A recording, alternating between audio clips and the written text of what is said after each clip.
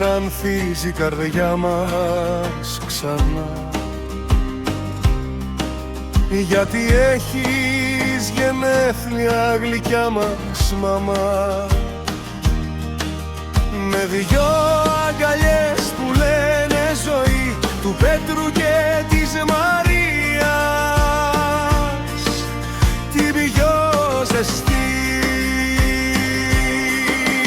Λενάκι μου, χρόνια πολλά, είσαι φως μες στην καρδιά, μαμά που αγαπά χωρίς ωρία, που κάνει τα μικρά θαύματα αιώνια.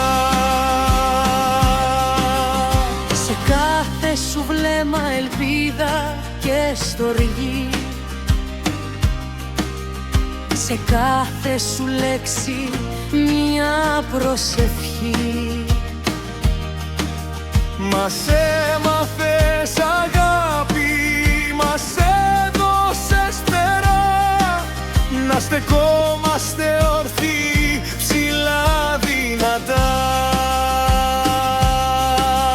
Λενιό μου, χρόνια πολλά, να σε πάντα γέρη και φωτεινή, για τον Πέτρο και τη Μαρία μας οδηγό.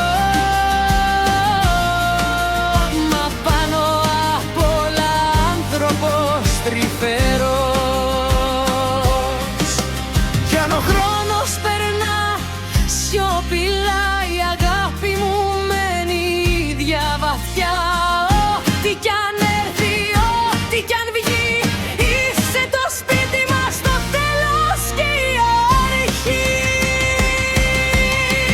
Λενιό μου, χρόνια πολλά, να σου χαρίζει η ζωή χαρά, με όνειρα, γέλια και αγκαλιές, μα με μας για πάντα σε όλες τις στιγμές.